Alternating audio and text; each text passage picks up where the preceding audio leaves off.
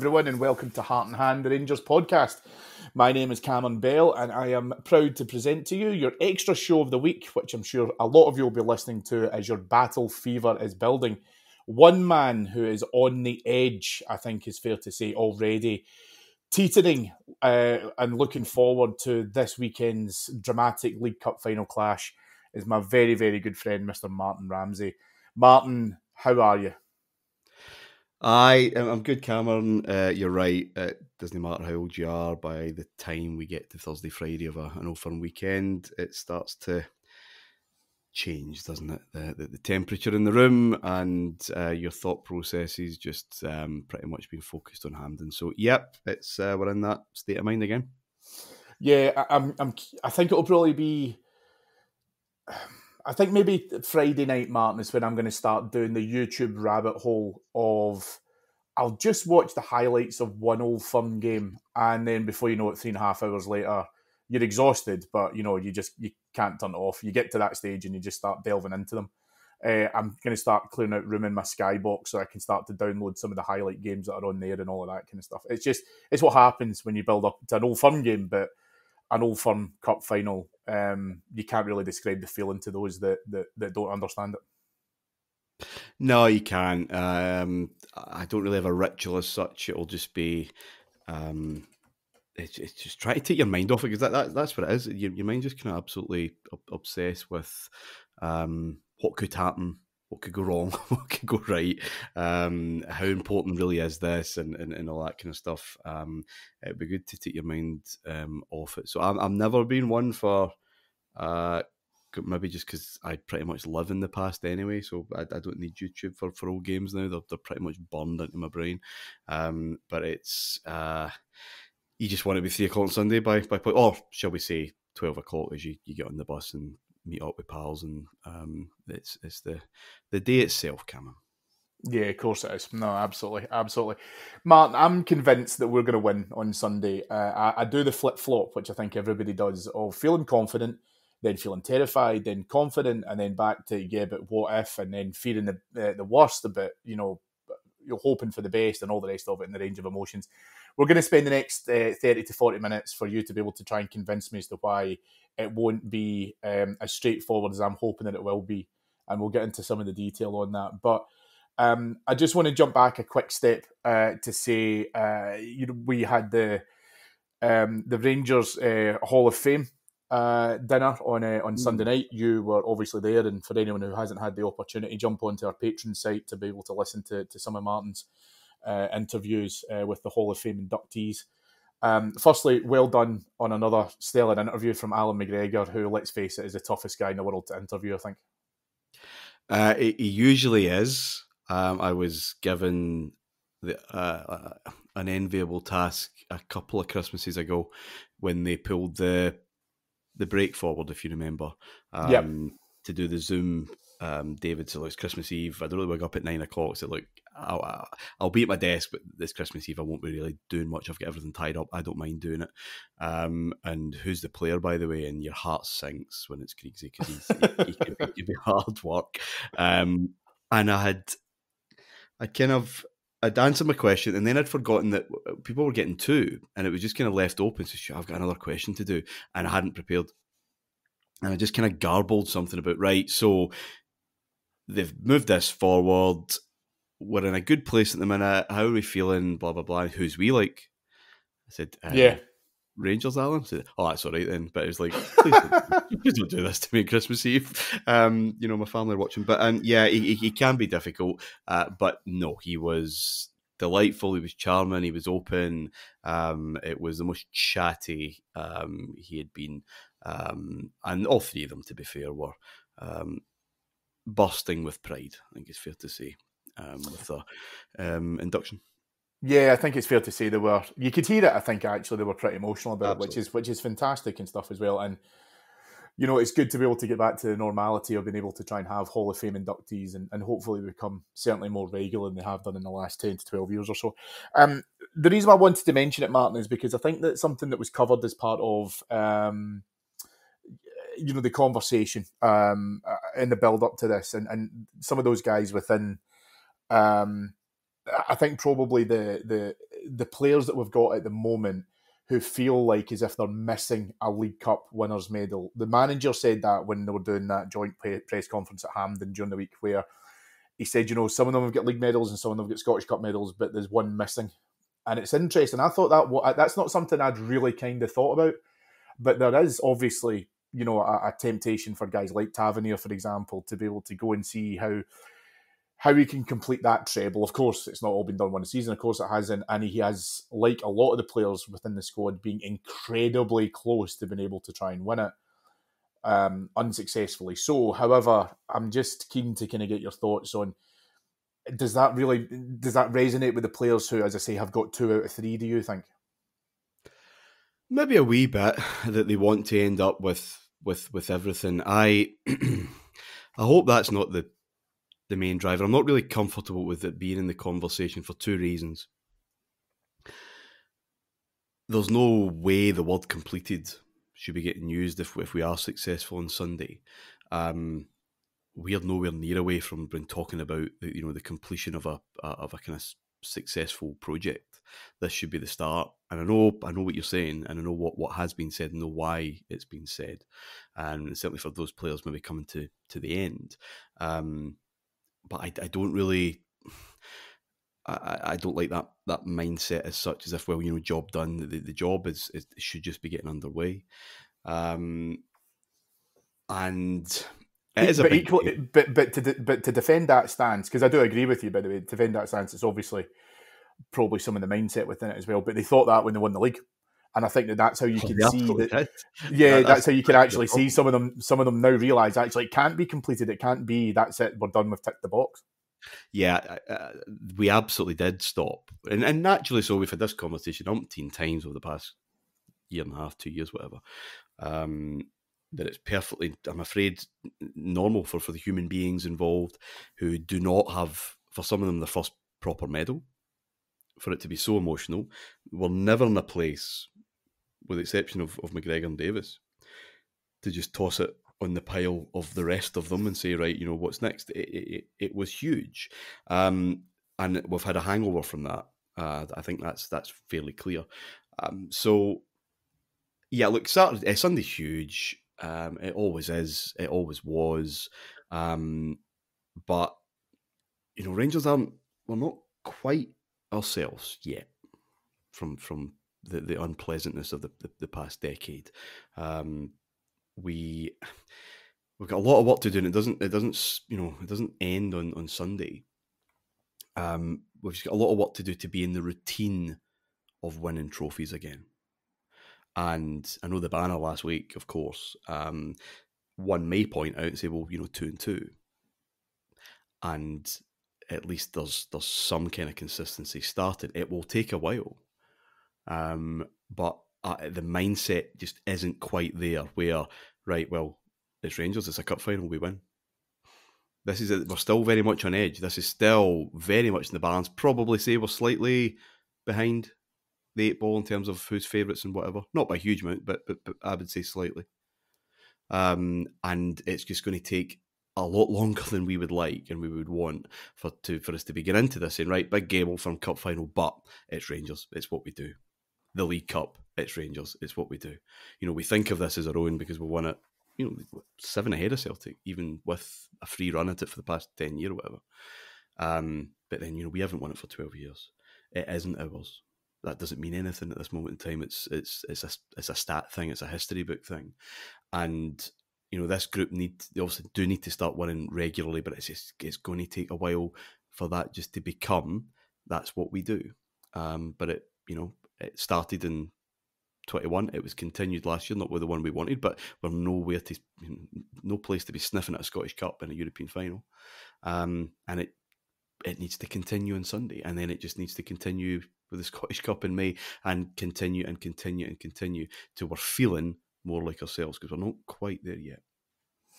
Yeah, and it's it's always funny how things work out in football, because since our last League Cup final, we have brought back some of the coaches. Well, it's one of the coaching staff who was involved within that 2019 League Cup final. He's now in the managerial hot seat. And it's interesting, I think, Martin, that as we talk about the players probably arcing back to that cup final, and I hate to do the whole "we was robbed" thing, right? But it is what it is, right? I think that you have to take your chances. We failed to do so. They scored from an offside goal. We know this. We know the story. But Michael Beale has now come back, and I don't think that you can underestimate how disappointed he would have been within that day. Obviously, he's part of Gerrard's backroom staff, but he's now, as I say, manager. I really do genuinely believe he's going to refer back to that 2019 game and say, this is how close you are to get it. Don't allow that to happen again. Don't forgo your chances. Keep the pressure on. If we go ahead, it's not good enough. We need to make sure that we really try and turn the screw, because whilst I don't like to admit it, the Celtic team will be full of confidence because they've been scoring goals. I don't think they'll think they're out of the game, even if they're a goal down. And Rangers, I think, did remarkably well in the last league game against them, obviously, to go within about 3 to 4 minutes of winning the game. But I think Beale will. I think he'll use that 2019 League Cup final as a catalyst to be able to go to some of the guard that are still there and say, remember this. Don't forget the way how that tasted at the time. I think he will. You're talking maybe 6 or 7 of the starting 11? Yeah, I think so. If my kind of general stab at that, I think Davis missed out. I can't remember. But yeah, I think it might be about 6 or 7 on them. So it's not like, that you've just got 2 or 3. I think he would use it. As most sport coaches do, defeat's part of life. It's part of sport. And it's using that as fuel to just grit your teeth that bit more and get yourself into a sharper mindset to take those opportunities to score when you're on top, etc., etc., etc. And don't feel this way again. And I would imagine that's exactly what he's going to play on for a lot of them. It's not just any cup final; it's an Old Firm Cup final, and we were good that day. I was fully believed we were going to win it. Like a lot of us got into it with a lot of confidence, but we weren't ruthless. And Sunday's not about being pretty. Cup finals never are, or they rarely are. It's just about winning, however you possibly can. And he's going to have to use not just that, but his start. We've yet to taste defeat, and that's great. We haven't played particularly well in that run, and we're going to have to give 90 minutes, Cammy, on Sunday. I think that's probably a fair expectation. And Tynecastle aside, I don't think we've been able to do that. We've played in fits and starts. The confidence, probably, that's all we need. And our moments are good moments, and it'll be enough to beat Dundee United and Ross County and St Johnstone or whomever. That won't do on Sunday, and they must know that won't do. So we're going to need something that we've only seen once. And how Tynecastle, I thought, were superb, but Hearts were wild in how they set up. I mean, I don't know how much that played into it, obviously, but we're not asking for talent and ability that they don't have. They have the ability to go and win this cup final, but it's that concentration and commitment and belief for the entirety of the game, regardless if we're ahead, we're behind. It's playing the whole thing, playing the whole contest, and that's the ball game for us, I think. Well, yeah, because I do want to talk a little bit about form, because without using old cliche, form goes out the window and all of that kind of thing as well. Actually, I don't think we can discount it from where we are, right? Because we know, as I mentioned before, that lot will think that they're going on a little bit of a parade because they can score goals for fun at the moment. Confidence does that, and I fully believe that, Martin. I think the psychology of being able to say that you feel untouchable lends into itself and then gives you more emphasis. It gives you more power. It gives you that little bit extra that you need. So therefore, you can have a bit of swagger and stuff as well, which is all good for them. But what I want Sunday to do is bring that to a halt and let them know that we can hurt them. And we very nearly did in the Old Firm game, obviously at the beginning of the year.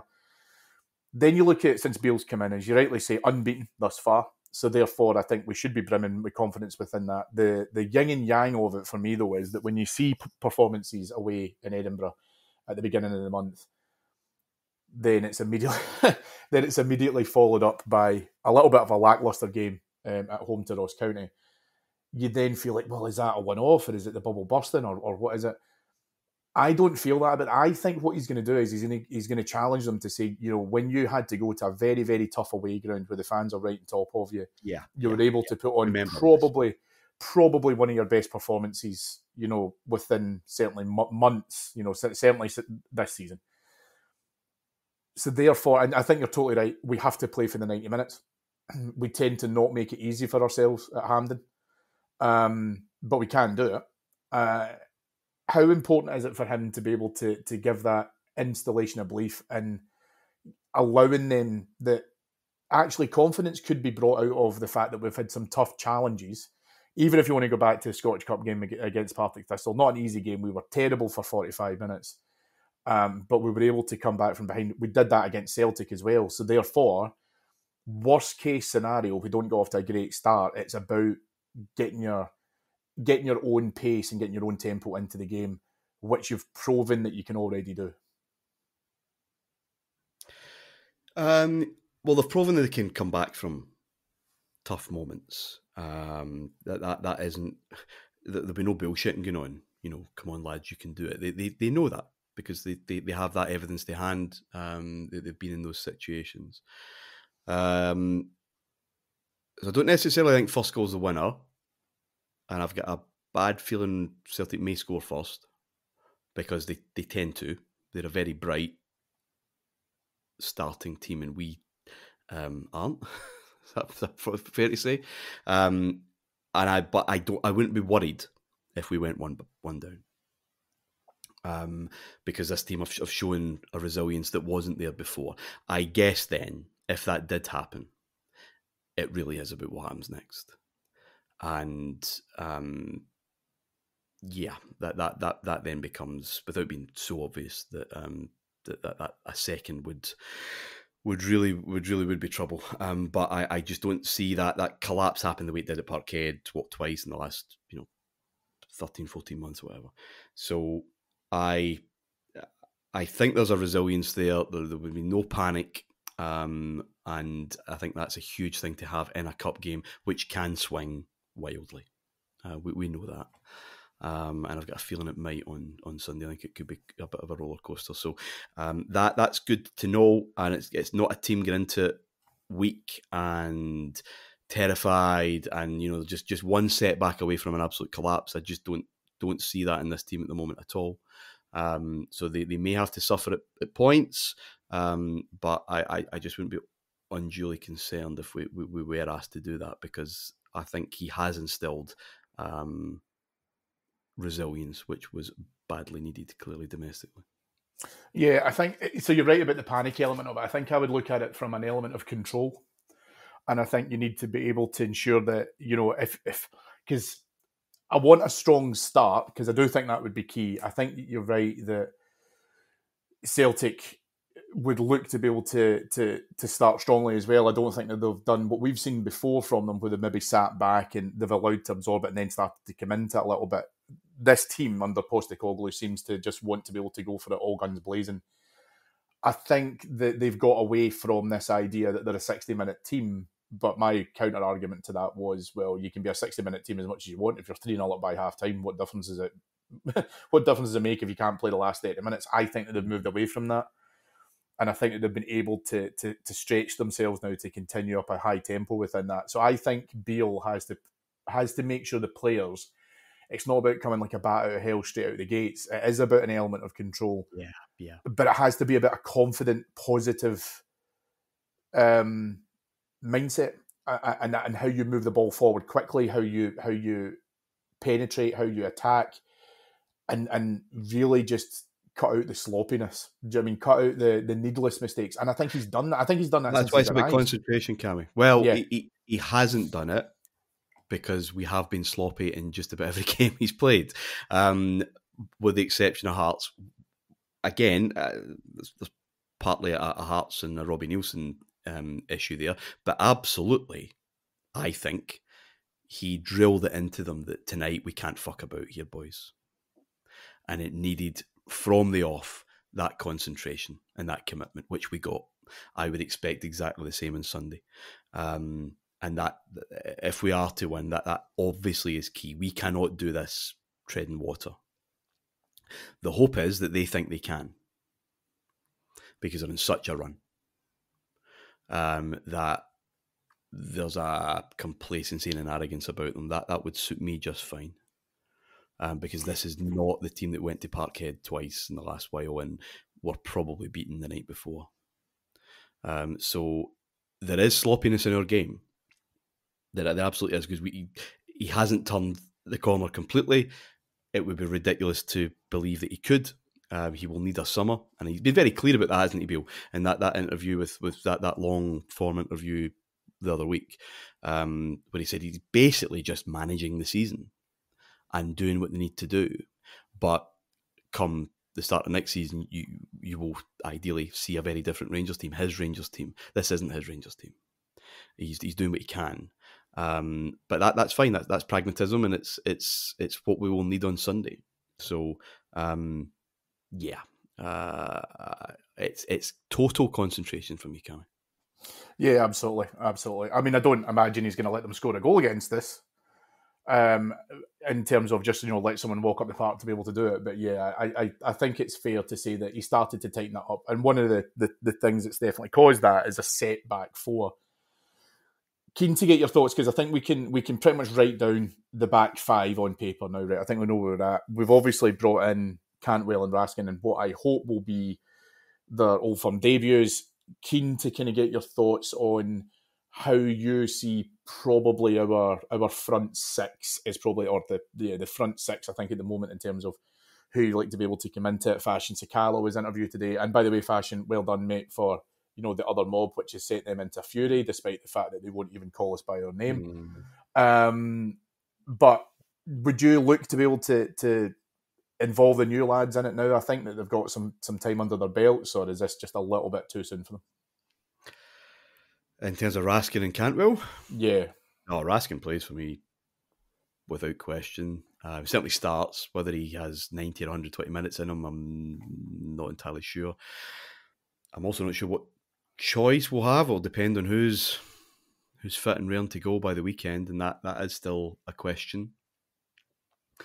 Raskin and Kamara, I would expect to be there.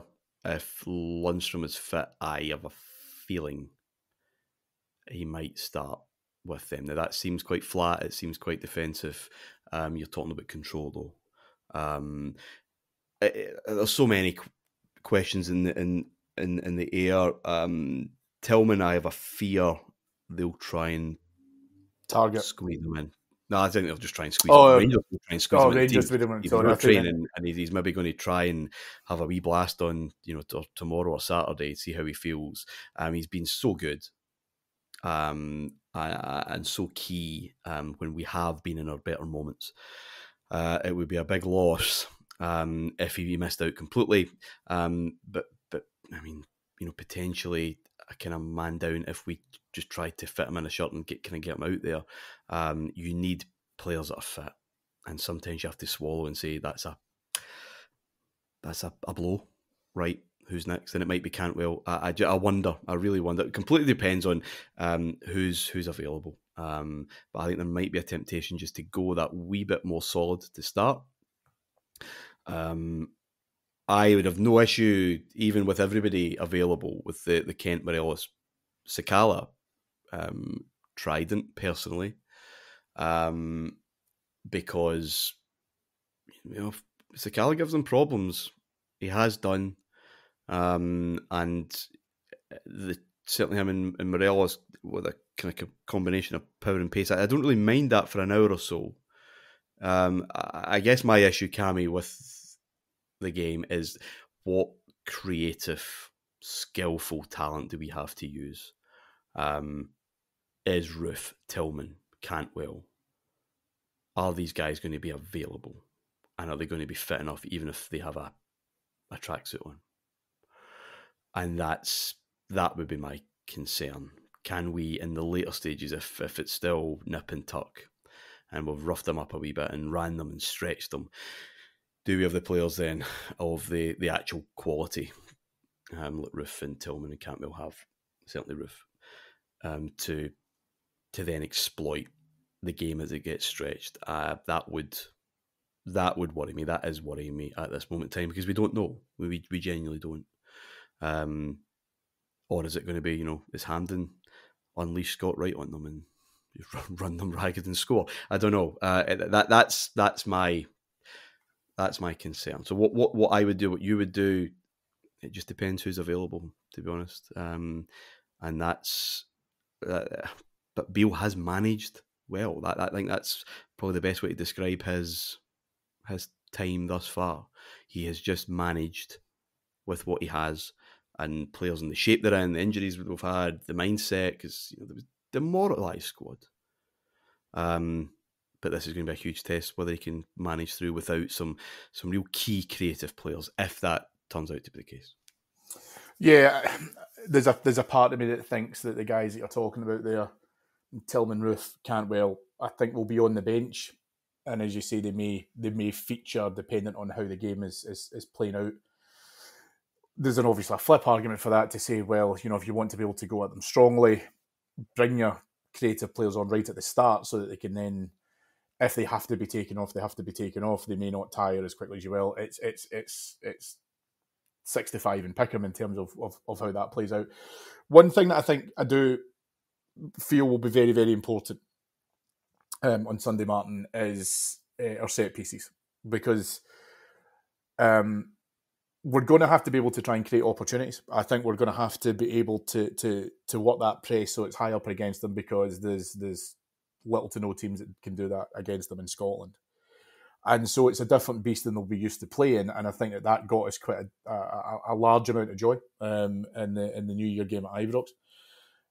One of the things that's really important, though, that I think Beale has purposefully worked on, is to be able to have a slightly more clinical approach to our set plays within the final third. So obviously corners, we are creating chances at corners that, VAR decisions will then turn into penalties, etc. James Tavernier scored an absolute worldie at Livingston.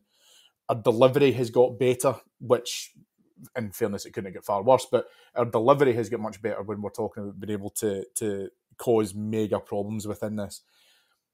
And the irony within this is I don't think that Celtic defence is fantastic, but I just don't think anyone can land the blow on them. We can, and I think when it's exposed and it's properly exposed, then you'll definitely get something out the back of it. Well, we have got better at our set piece delivery. I don't think that's up for debate, and that's been good to see. I think when we did get joy at New Year, we've had joy before, it's running at them. Yeah, it's not dead balls. It's running them ragged and committing men forward in the gaps, in the holes. And again, Cammy, ultimately, it's going to come back to who's available to make those intelligent runs and to have the coolness and composure to finish. Because we can create opportunities without question. If it comes from a corner or free kick, then great. We're not limited to that. So they can be got at, but I still think they can be got at with the ball on the carpet. The real threat is how we deal with their set pieces, let's be honest. And it's getting better. But my heart rate isn't quite as cool as I would like it to be whenever there's corners and free kicks around the edge of our box. So when it comes to set plays, that would still be the key factor, is us defending them better than being a threat necessarily. I think our opportunity for joy is just playing right at them. But that, again, completely dependent on who we've got available. Exactly, and that's where I think you're right with Sakala. I think that we need to be able to see, a better end product when he realises what his decision making has to be before he releases the ball and what he's about to do. But that's an unpredictability which counts in his favour. Sometimes it can be frustrating. I would imagine it'd be frustrating playing alongside him because you don't know what's about to happen next. But I also think that allows Ryan Kent greater degrees of freedom because Celtic have been able to remove him from the game at times by Yeah, giving him they've a bit of an isolated him. overload at that side. And then what happens is because he's pinned to a wing, he feels like he can't come in, he can't contribute. And overall, that's where you've seen something far different from him. And obviously, fantastic goal in the last game against them. I think the key here, though, Martin, is to try and give that variety. It has to be able to try and flux from one wing to the next in order to be able to try and make sure that, as you say, it's something they're not used to, which is running at them, but coming at them from different angles, being able to come at them from different wings and being able to also then penetrate through the middle as well. This is a Rangers team that now knows how to do that far better. Yeah, and I agree that Kent's lease of life, and it's not just because other players are playing well, but I think he clearly gets on with this manager better than he perhaps did the previous. And the isolation of Kent, a lot of that came from where Van Bronckhorst wanted him playing. What he kind of wanted him kind of isolated that far wide, and I don't think that ever really suited him. Far more dangerous with a wee bit more depth and a wee bit more centrality. So well, our movement's just better, Cammy. It just is when we're in again our better moments in our focused periods of games where we do tend to grab goals and we do tend to look dangerous, and that is because of shifting play, being able to, yeah, as you said, just be dangerous from a variety of different positions. So it's all movement. If we're too static, well, you're going to be in trouble. Yeah, absolutely. And again, we've not had our defensive problems to seek. It has got better, and that consistency of that Goldson Davis partnership is key. But do you know what I think? I think for me, it's the belief, Martin, of the defence which has get better, and it's not those previous games that we saw at Parkhead where, like I said, the game was over by half time. I think that those two provide the solidity which just allows us to be able to build a solid foundation within games that probably, as you say, lends license to those attacking players going out, taking the game to the opponent, which then means that any opportunity they may get to come at us is limited. But that being said, they won't be able to take their eye off the ball for a minute on Sunday. They're going to have to be at the top of it because, whilst your point about set pieces is well taken, what I am worried about at the moment more than anything else is their variety of threats, because they do have goal scorers from different positions, but you're just going to have to focus on all of them. You can't switch off, and I think we've done that before, and it's cost us very, very largely when fairly routine goals that could have been avoided, we've almost just shot ourselves in the foot at every turn. Yeah, it's concentration. We fans do it anyway. There's just about every goal that could ever be scored. We'll point the finger at where we could have done something better, and you always can as a defensive team. But it is total commitment and application. That's all we can ask for on Sunday. And if it's on a knife edge, then well, that's just football, and things can go your way, they can go against you. That's just the way cup finals are, sadly. But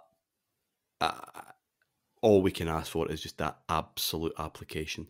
And that helps, as you mentioned, when you have some kind of consistency and understanding in that back four, back five. We're not going in there with James Sands at centre half, I presume. And what that means, I think, and I have liked Goldson and Davies, to be honest, and I did. I know I'd said to David at Ibrox against Liverpool, they're looking actually quite good right before Goldson pulled up and was out for months. They hadn't played that long together, but they looked different, and Rangers looked different as a result. Because Goldson, for example, I don't think was ever a good shepherd. I don't think he ever really enjoyed having to talk someone through a game, be the absolute leader. It is no surprise that the best Rangers defensive shape in the last 10 years was when Helander was playing regularly. Because Goldson doesn't... Helander's the best defender we have, again, when fit, and never really probably will be again, but by far, I think, technically the best defender we have. But Goldson just didn't have to worry. They don't have to think about it.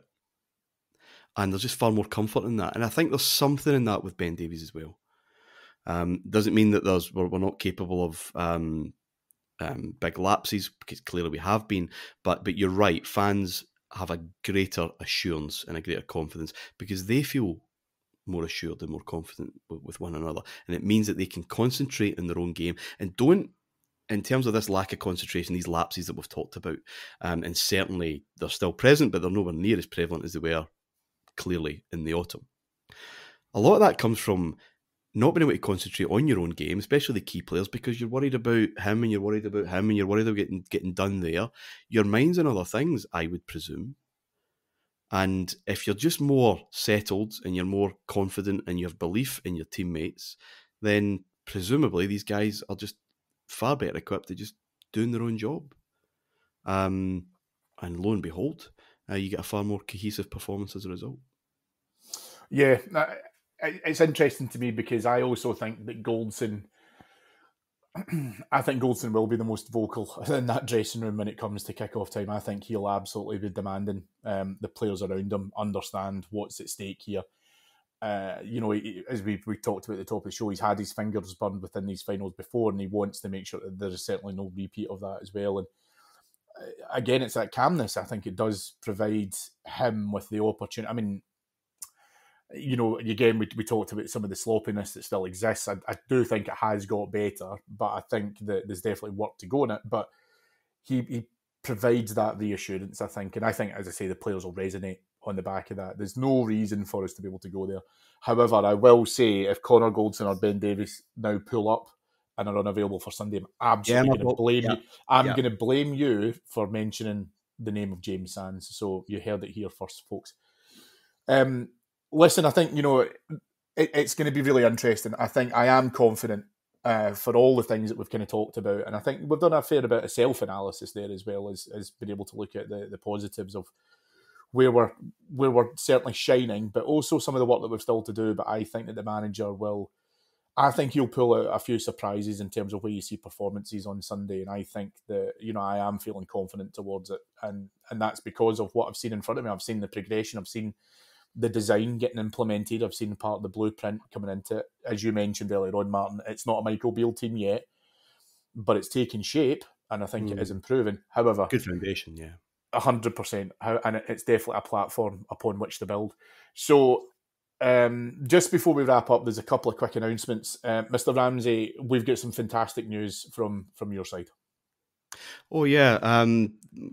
Anyone who listened to Dominant, the series on the Souness and Smith years on Patreon over the last year and a bit, might be interested that the first book covering that period, Revolution, 1986 to 1992, will be available on pre-order on the Heart and Hand website as of Friday, the 24th. 24th, yep. 24th, yeah. So that opens midnight Friday night, Thursday night, you know what I mean. So that's available to anybody, free postage and packaging for any UK buyers on the website while it's on pre-sale. The release date is scheduled for 14th of March. So if you want that free P&P, I'm trying to fight Jeff Bezos here, lads. Give us a wee hand and buy direct, etc.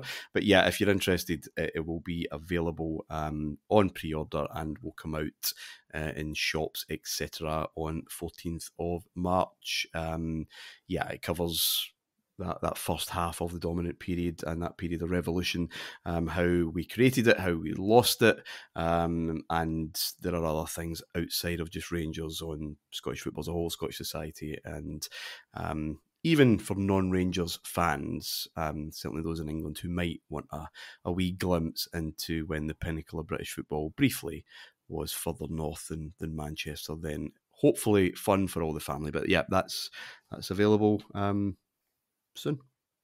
Yes, the classic salesman approach, Martin, well done. What I will say, just to make sure that we bring up some enthusiasm within that, is that the Dominant series was, I think, probably one of the best things that we ever produced in Heart and Hand. The content was phenomenal. No, listen, you hate praise, so I'm going to do it. I'm going to say it regardless because I would say it's the best. But for announcement on that, that if you haven't heard it, if you've not been on Patreon, and if not, why not? Dominic will be running free to air, as it were, on this stream as of Wednesday, the 1st of March. So that'll be coming in your ears free of charge over the next year or so. But there are plenty of series like that in Rangers history over on Patreon. So get yourself over there to avail yourself of all of that. Yes, absolutely. And just before we wrap up for tonight, folks, another special announcement. Martin, what are you doing on the 26th of May? Standing on a stage at New Edmiston House, probably a wee bit nervous that we have not played a gig quite as big as this, but I'm sure it'll be a lot of fun.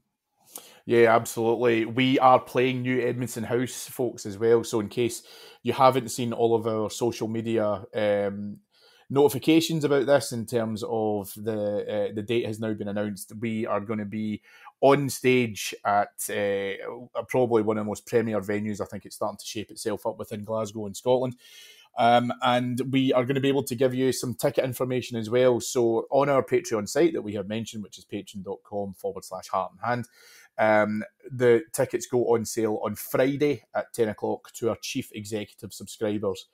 Then there will be a sale from Saturday at 10 a.m. for our $3.99 tier subscribers, and then general release on Monday. If you're not a Patreon subscriber, and as Martin quite rightly said, if not, why not? Then the New Edmiston House members site will also open on Friday at 10 o'clock. So Friday the 24th of May at 10 o'clock.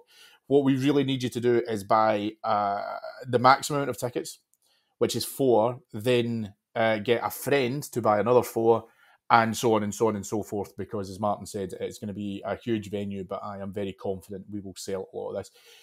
Martin Davey thinks that no one's going to turn up, and however many live shows that we've done, however many of these things that we've done across the world, he's always convinced that it's just going to be an empty room.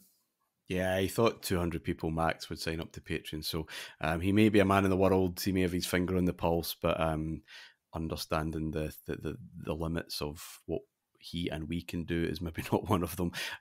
But yeah, it is a big one, but I'm sure we'll get a good crowd. I'm sure it'll be a fun night. Bank holiday weekend and all that. Well, if you start throwing rotten fruit, I'm going to have to stand behind you if that's all right. Okay, I'd be picking other human shields, to be honest, but yeah, you can do what you like. Yeah, absolutely. Right, listen, folks, that'll do us for our Old Firm preview. Hope that you are going to be heading along to the game and staying nice and safe if you're joining it with friends, etc. Enjoy the game. I am still very confident, despite Martin's best efforts, that we are going to win the League Cup on Sunday and bring what I've always considered to be a Rangers trophy back to Ibrox. Thank you to our executive producers in London, Mr. Mike Lee and Mr. Paul Myers, and also a special thanks to one of my bestest friends, and I can't wait to see the book sales going through the roof, mate, because I know they will. Thank you, Mark. No, pleasure, and I don't remember saying we wouldn't win on Sunday. I think it will be a wee bit like the semi-final, though, so buckle in. Yeah, buckle in is right. And if James Sands is on that team sheet, Ramsey, I will hunt you down. Folks, enjoy your weekend. Stay safe. And as I say, let's bring that trophy back. Thank you, everyone.